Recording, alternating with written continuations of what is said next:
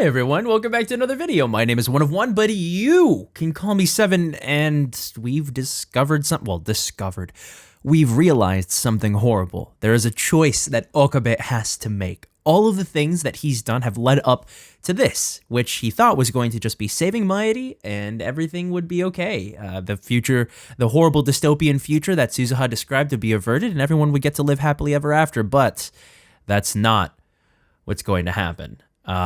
We know that now he has to choose between Makise Kurisu and Shina Mayuri, and I mean, we should have noticed. Like, it's just because we're 40 episodes deep, and it's kind of hard to keep track sometimes. So we're just gonna see what he decides to do, because I have a feeling we're coming up on a chapter end, and I don't know what's gonna happen, so let's do it. It's afternoon on the first day of Komima, and the crowds are finally beginning to thin out. Of course, the industry booths and cosplay area are still packed, but at least I don't have to wait in line to get in. I've been trying to get in touch with Mayuri for a while now, but she hasn't responded. I checked with Daru, but he hasn't seen her today either. Cosplay ends at 4 p.m. I focus on searching the cosplay area until then, but I still can't find her. Maybe she finished early and went home. I tried calling her home. No luck. They haven't seen her since she left this morning. Where is she? I'm always afraid that she'll disappear the second I take my eyes off of her. It's been like that ever since she lost her grandmother. Maybe it's just my imagination. We've been so close for so long. I saw Mayuri at her weakest and most vulnerable. Maybe that has made me overprotective, but I don't care how other people see us. I just can't leave Mayuri alone. That's sweet. I step into the cemetery, the final resting place of Mayuri's beloved grandmother. When was the last time I came here? For about a year after Mayuri became my hostage, I'd periodically accompany her here. But I don't think I've been here since I entered high school, so it's been about 3 or 4 years.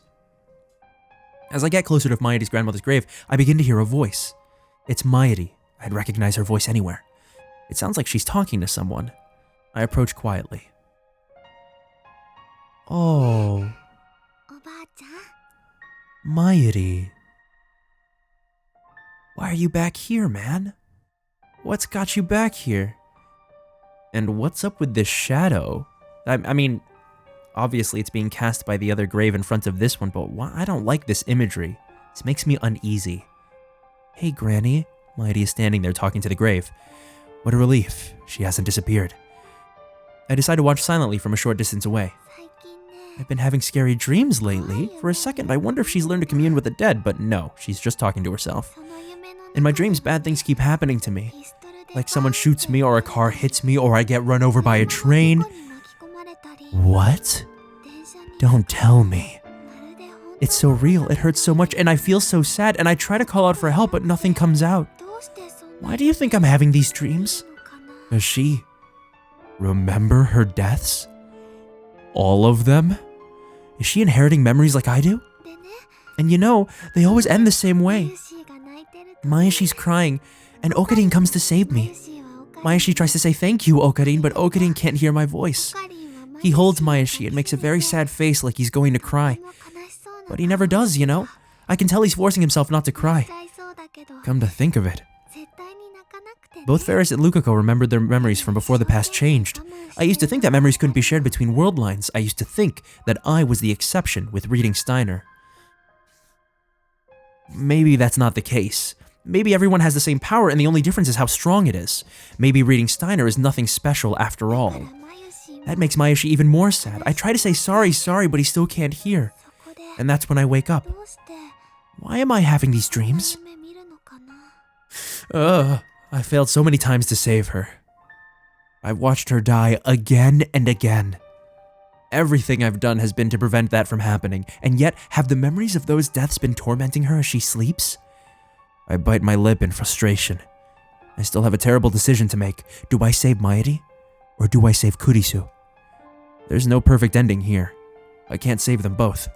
It's one or the other. If I choose Kurisu, then Mayuri's dreams will become reality. I don't want Mayuri to feel any pain. Until now, I've thought only of saving her. That is my goal. But at the same time, I can't let Kurisu die. Again, my thoughts hit the same dead end. Mayuri hasn't noticed me yet. She's still staring at the sky, just as she was on the day I took her hostage. She's talking to her grandmother in heaven. Oh right, we have a lot more lab mems now, you know? There's Chris-chan, Moeka-san, Luka-kun, and Ferris-chan. There's also Suzu-san, but she moved away. That makes 8 of us. It's really amazing. On this world line, they all became lab mems. However, not a single one of them has sent a D-mail. You know, it was just Okadin and Mayashi at first. Back then, Okadin seemed kinda bored most of the time. But now he's having so much fun. Is that how she sees it? Well, she's not wrong. She really does know me, doesn't she? And that makes Mayashi happy too. It's so busy, but it's really exciting. Especially now that Chris-chan is here. She's really smart, you know. She got a paper published in a famous magazine. Mayashi really admires her. She even made a time machine. Oh, but can't forget Okadin and Daru-kun helped too. Then Mayuri falls silent. Her gaze becomes distant. She stands still and looks up to the sky. What could she be thinking? But you know, sometimes I remember, back when it was just the two of us, when Mayashi had only just become Okadin's hostage. I'd go to the lab after school, but Okadin wouldn't be there. So I'd tidy up the room and decorate it with cute things. Then Okadin would finally show up a little later. Mayashi would say, "Welcome back," but instead of saying, "I'm back," Okadin would say, "Good work," like a big boss or something. Every day we'd spend a few hours just hanging out, doing nothing. And then we'd go home together. We didn't talk much, but it wasn't bad. We were just there together. You know? We'd sit next to each other on the sofa. Okadin would work on his big plans and Mayashi would read manga or play games. And sometimes we'd have a snack together. It was so nice and relaxing. I never wanted to leave. I'd start feeling like a real hostage and I'd laugh to myself. Then Okadin would turn to me and say, "I remember." It was 4 months ago, still spring. The lab wasn't as lively as it is now. It was an isolated bubble of slow-moving time. Did something good happen? Yup, well, not really, but kinda. It must have been an illusion. We could be under attack from Illusion Conductor, one of the organization's feared agents. Gotta be careful then, but you know, I'm sure that Mr. Illusion Kid Hugger.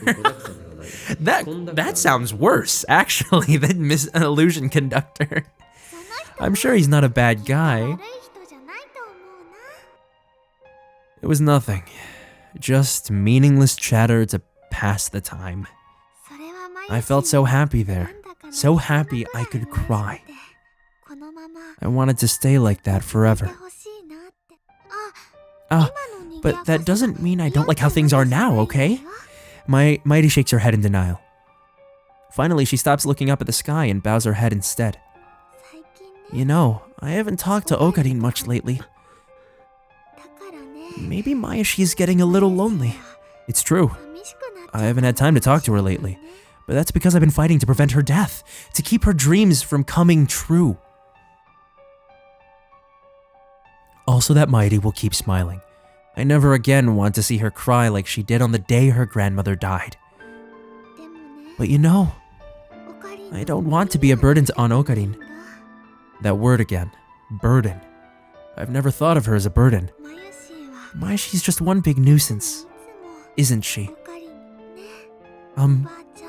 Granny? Mayuri lifts her face once more. I can't stay like this forever, can I? Of course you can. Huh? When I finally speak to Mayuri, she turns my way with a surprised expression. Her face is so soft, so innocent. Slowly, her lips curve into a smile. Wow, how'd you know I was here? I always know where my hostage is. Hostage. You cannot escape my grasp. Not ever. Oh, but don't wear yourself out, okay? Mayashi's a little worried. Hoin Kyoma is not so weak as to require your concern. When the time comes, I'll tell you everything. So stay with me until then, like you always have. Okay.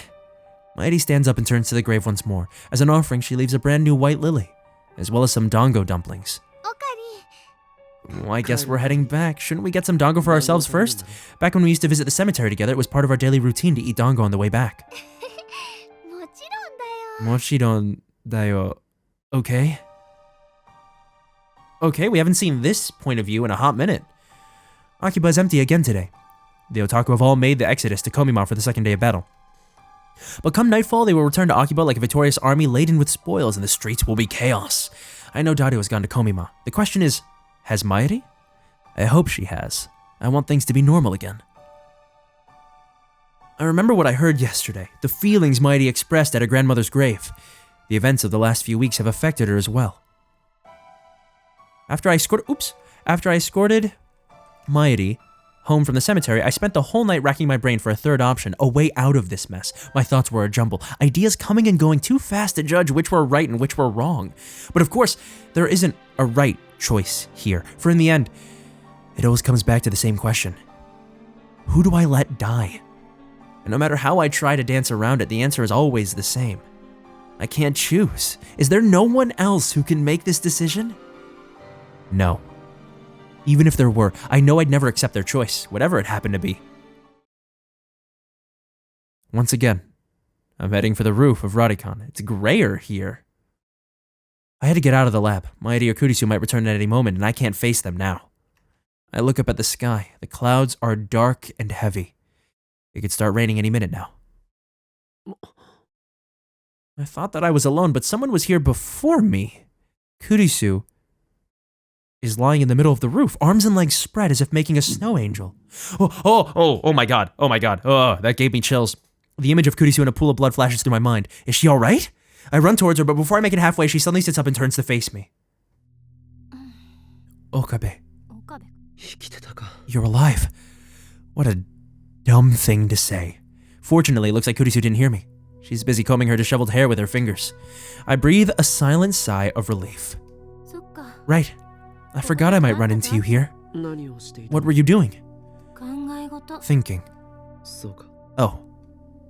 Was she thinking about her death?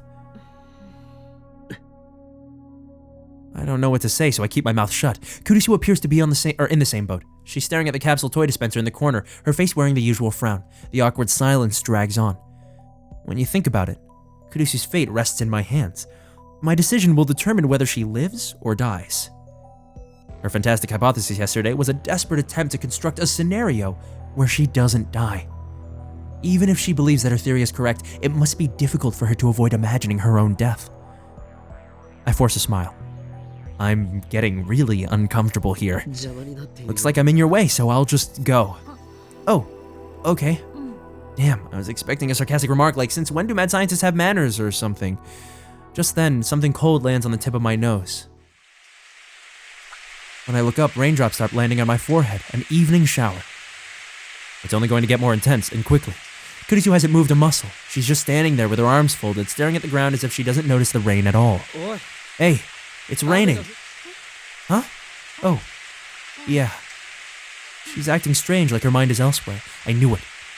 She's been thinking about... Whoa! In less than a minute, the rain turns into a full downpour. We had no time to seek shelter. What the hell? Kurisu's scream is drowned out by the roar of the rain.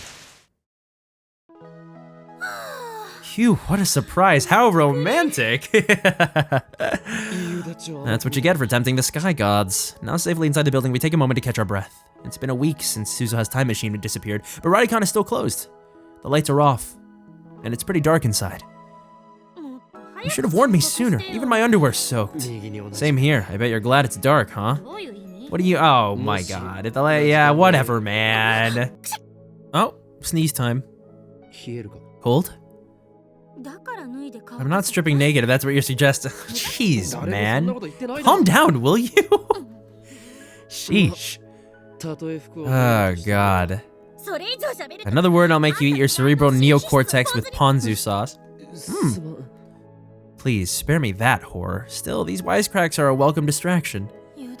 A storm like that shouldn't last long. Guess we'll just wait it out. I see Kurisu's shadowy form to... Oh, wait, what? Oh, I see Kurisu's shadowy form move to sit on the staircase. I sit next to her. Hey, get your own stair. This is so high school. It's so high school anime. You're the one who said not to speak. You're too close. Don't come any closer, okay? You can stay where you are, but come any closer and I'll push you away. Our bodies gradually grow cold. We start shivering. Maybe I should take off my wet clothes, but if I do that, Kurisu will just call me a perv again. Better not. My eyes gradually adjust to the darkness.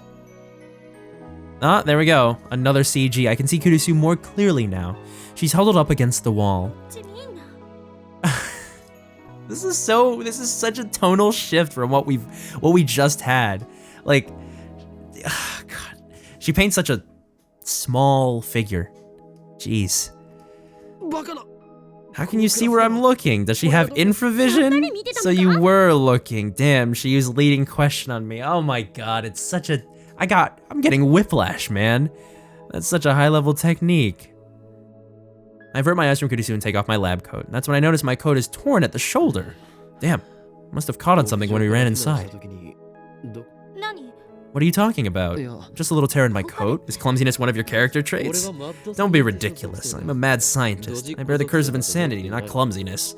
Seems like forever since I've talked to Kurisu as Hoin Kyoma. Yeah. Kurisu suddenly holds out her hand. Give it here. What? I happen to have a sewing kit. That's random and weird. Specific? A sewing kit? You? Something wrong with that? I hand over my coat as asked. You're an experiment-loving girl. You're not supposed to be... Oh my God, Okabe, come on, man. That's so 2000, literally anything else other than before 2010 at least. Can't I be a domestic experiment-loving girl? You, domestic? Relatively, maybe. Well, actually, I don't know the domesticity index for Japanese high school girls these days. There's an index for that? First I've heard of it. Kurisu skillfully threads the needle despite the darkness. It's wet, so it's kind of hard to thread. Did you really just happen to have that on you? Get over it already. Is it really so wrong for me to have a sewing kit? It's a little weird and out of pocket. It's not wrong, it just seems like you planned for that. It can't be. Come on, let's not be silly. So, you're saying I brought it with me because I somehow knew your coat was going to get ripped. Uh-huh. Ridiculous. Okay, tsundere. Whatever. Don't think I'm doing this because I want to or anything, but really, are you sure you didn't plan for this? I'm sus. Nice tsundere line. You just happened to tear your clothes and I just happened to have a sewing kit handy when you did. It's coincidence, that's all. Coincidence. Hey, you didn't time leap, did you? So now you're saying that I went back in time for the sole purpose of repairing your stupid lab coat. Uh-huh. Ridiculous. There, it's so important I said it twice. Comprendes? You're right. If you had time leaped, you would have brought a towel, not a sewing kit. What's that, sarcasm? All you do is complain. After working for a while, Kurisu cuts the string with her teeth and hands me back my coat. Here. Thanks. By the way, it was dark so I couldn't really see. If it turns out bad, it's not my fault. It was dark, that's all. Oh, and I hope you like the color because I have no idea which thread I used. It's random? Black, red, or pink. Those are the three possibilities. Okay. Why does that feel like such a specific detail to leave in there? Black, red, or pink. Let's remember that. Let's keep that up here because I feel like that's gonna be important. Achoo. Sneezy time. Cold, I guess. Take my coat. But it's wet. Well, yeah, but... Silence again. The words flow so naturally when it's all just harmless banter, but 1 second of silence and suddenly we have nothing to say. It must be because of what happened yesterday. I'm so desperate to avoid the topic that nothing seems safe. I know I need to say something, but what? Have you made your have you made your decision yet? Her voice is barely a whisper, but I can hear her clearly in the silence of the empty stairwell. I look at Kurisu. She's hugging her knees to her chest, presumably against the cold. My decision. I know what she means. That's why I can't answer. You still haven't made up your mind? You like Mayuri, don't you? What? Where did that come from? Kurisu keeps staring into the darkness. It's probably just my imagination, but lately I've been seeing things, like a strange sort of deja vu. In these visions, you're fighting to save Mayuri all by yourself. You never give up, no matter how much it hurts. Kurisu too? Then you come to me for help. You're so desperate, so earnest that I just have to do what I can. Not that I'm doing it for you, okay? I just want to save Mayuri, that's all. Anyway, these images are stuck in my head. Like memories, that's cause they are. So Kurisu's the same. She still has faint memories from previous world lines. I tried self-analysis. Maybe I'm mistaking dreams for reality, projecting my hopes and fantasies. I don't know. But there's one thing I do know. You have to save Mayuri. Aren't you afraid? To save Mayuri, I must undo the current world line. If I do that, Kurisu will die. You know, it kind of feels like we're trapped in an ancient ruin. Kurisu suddenly changes the subject. She looks around the dark, empty stairwell. Like the world ended. And we're the only two people left. I've been thinking. Say you go to the beta world line and everyone else goes with you. What if I can't go with you? What if I'm the only one left behind? Would the entire world become like this place? It's just a theory, but I can't help but wonder. God, this specifically reminds me of Pokemon Mystery Dungeon, Explorers of Time, Darkness, and Sky. For those of you who have played it, I don't know if it's that deep a cut, but thinking about the implications of going back in time and what it's actually like, going back in time, that's different than changing the world line and actually changing the future, but having different world lines. I don't know. It just reminds me of the paralyzed past that we saw back then, and if she's really just going to be stuck in this, what's the word I'm looking for? Purgatory. That's what I'm thinking of. She's just gonna be stuck there. I need to say it. I'll save you, not just Mayuri, but don't make promises you can't keep. Kurisu cuts me off sharply, then buries her face in her knees. You asked me if I wasn't afraid. Of course I'm afraid. Maybe I'll disappear. Maybe I'll be left behind all alone. Or maybe only you will disappear and everything else will stay the same. The world will continue and nobody will even know that you existed. I'll go back to America as if nothing ever happened. Maybe. I feel hopeless just thinking about all the possibilities. But even so, Kurisu raises her head and spears me with her glare. Do you think I would tell you to let Mayuri die? Kurisu. Jesus, it's cold. Kurisu grabs her own arms. In the darkness, I see her shoulders shaking. It's because of these wet clothes. This sucks. Anyway, enough of this nonsense. It's nothing but conjecture, baseless, worthless. I want to cut open my skull and excise the part of my brain that comes up with these delusions. Now she's talking to herself in an angry tone. Kurisu has always been calm when faced with the unknown. I admired her for that. I thought she was facing this calmly too, but I was wrong. Behind her cool facade, she was struggling to cope with the knowledge that her very existence was in jeopardy. She was fighting that fear all alone. And now it has finally come to the surface. Of course she's afraid. However brilliant she may be, she's still just an 18-year-old girl. Kurisu abruptly stands up. I realize that I no longer hear the sound of rain pounding on the roof. Listen, Okabe. You can't save both of us, correct? No matter how you struggle, it's one or the other. But... no buts. My answer won't change. Save Mayuri. I hear the pain in her voice, and also the resolve. Kurisu has made up her mind. I look away and clench my fists. My nails dig into the palms of my hands. Are you telling me to give up? To abandon you? I could never do that. You can and you must. There's no other way. No, you're our friend. I won't abandon you.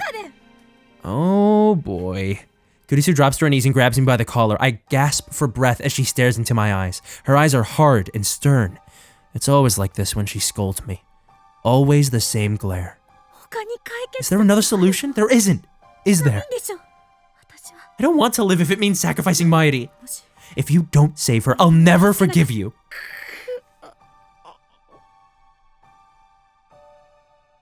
I hate this choice with no right answer. I hate the universe for being so cruel, and most of all, I hate myself for forcing Kurisu to speak those words when she is the one with the most to lose.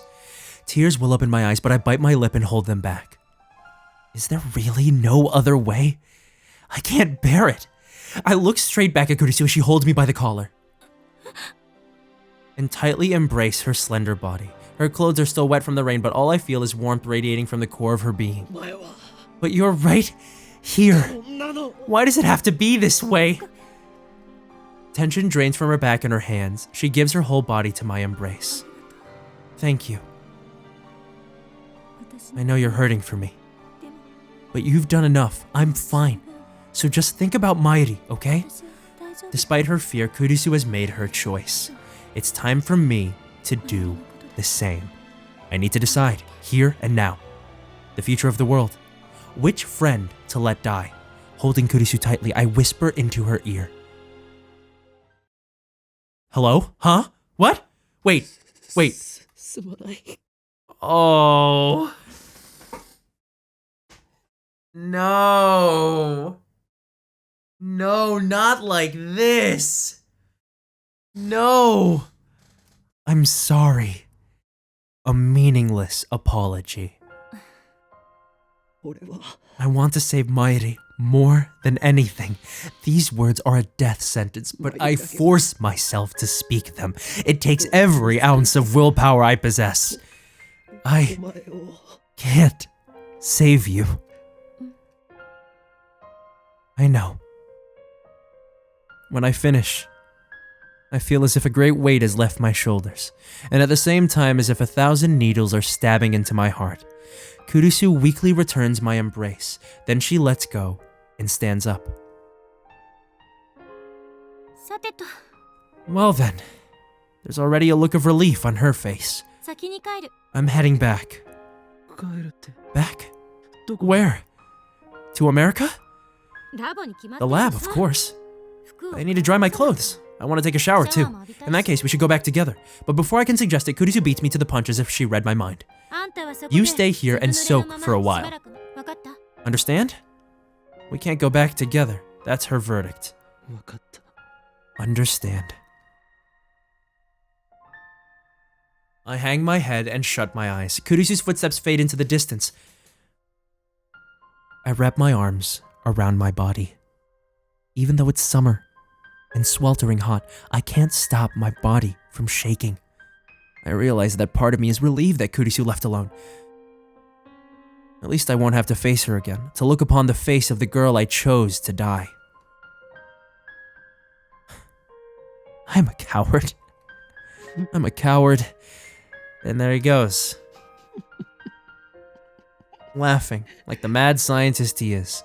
My self-loathing echoes in the darkness.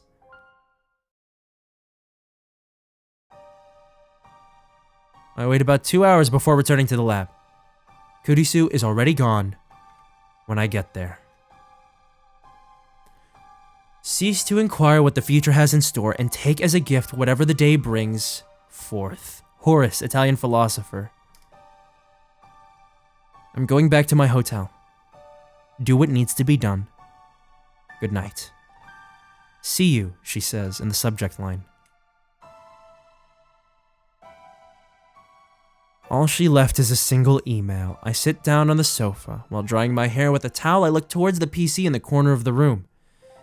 It's already connected to the IBM 5100, ready for Dado to start hacking. I already got in touch with him. The hacking starts tomorrow at noon. I drove myself even further into a corner by telling that to Dado. Now I can't turn back, no matter how much I want to. I chose Mayuri. I will let Kurisu die. Showering didn't soften the wrenching pain in my heart. In truth, I'm just riding on Kurisu's resolve. Mine is still a flimsy thing. I can't help but wonder. Is this really okay? Really? Anyone here? Hi, Mayuri. Mayuri opens the door and enters. For a moment after she catches sight of me, she looks ready to burst into tears, but that quickly gives way to a smile. Wait, what was that about? What's up? Oh, nothing. I just decided to stop by. I swallow hard. Maybe I should explain the situation to Mayuri, but I know she'll feel guilty if I tell her. Mayuri doesn't need to know. Everything will be okay as long as we crack CERN's database and reach the Beta World line. You know, I haven't talked much with Mayuri, or Okarin. Don't want to be a burden. Can I really let it end like this? Shouldn't I tell her what Kurisu is sacrificing for her sake? Did you take a shower? Mayuri moves behind the sofa, grabs this bath towel on my head and starts rubbing my hair dry. You smell good like shampoo. I don't mind the towel so much, but then she buries her nose into my hair and starts sniffing. Stop! I jerk my head away. Mayuri goes back to drying my hair. You know, I didn't go to Komima today. Why? I was thinking about Okarin. When I got to Ariake, I remembered how sad you looked, and then I thought I shouldn't be having fun at Komima. So I turned around and came all the way back. Oh, sorry for making you worry. Should I tell her? Or should I keep her in the dark? You know I haven't talked much. Yeah, she keeps saying Mayuri's a little lonely. Mayuri, how would you feel if I said I was keeping a secret from you? You mean like Okarin and Christian are actually dating? Where did that come from? Okarin and Christian get along really well, right? I think you two are meant for each other. Both of you keep saying that. No, it's nothing like that. Oh. Okay. You don't have to tell me everything if you don't want to. Besides, it's normal to keep secrets from your hostage. This isn't the time for that. Mayuri's hand leaves my head. I look over my shoulder in a panic, thinking she wandered off again. She's there. I grab her hand, perhaps more forcefully than I meant to. Mayuri doesn't want to be a... Oh, here we go. Here we go. She doesn't want to be a burden again. So I'll wait until Okarin's ready to tell me. Just like I said yesterday, remember? And if I decide to never tell you? Well, I'd be curious, really curious, but if that's what you want, even if my secret involves you? Mayuri? I haven't told you because I don't want to hurt you. Is that why Okarin looks so sad all the time? Then I do want to know. I don't like it when Okarin is sad, even if it means you might get hurt. Mayuri replies, with a gentle smile. Yeah, she nods without any hesitation. Her smile is so sincere it strikes me speechless. Mayuri doesn't want to be a burden. When Mayuri was sad because of what happened to Granny, Okarin took Mayuri hostage, remember? That's why Mayuri always thought that whenever Okarin's sad, she could lend her strength to him. You know? Mayuri might not be useful, though. Useful. Suddenly, I remember. Mayuri is going to die tomorrow. I've been through it once before. She died protecting me, and her last words were, finally, Mayuri was useful to Okarin. So this is what she meant. I don't want to see you hurting. Very well. If that's how she feels, I'll tell her everything. I let go of Mayuri's hand and pat the sofa beside me. Take a seat. Mayuri does as she's told. Can I get some snacks? This is serious, remember? Oh, right. Mayuri sits up straight with her hands folded in her lap. Okay, ready. Everything I'm about to tell you is true. It's related to those dreams you had. I plan to sacrifice one of our friends for your sake, and that is where I'm going to leave it today. Partially because I don't know if I can handle this right now. Partially because I'm getting chills and feeling bad, and also my stomach kind of hurts. I don't know if it's this, or I don't know if it's because I'm hungry, or who knows, maybe it's both. But, we're getting some crazy character development between Mayuri, the triangle here, which is definitely some kind of love triangle. Mayuri, Makise, and Okabe. We'll see where this goes, but we have made our choice, supposedly. So it means that Mayuri is going to live and Makise is going to die. So we'll see where this takes us, and hopefully we'll get to an ending. Maybe not the ending. I don't know if that feels like the true ending, but who knows what they decided for this game. So for now, I hope that you guys enjoyed that. I definitely did. And I will see you guys in the next video. So for now, have a good rest of your day, and I will see you soon. Bye!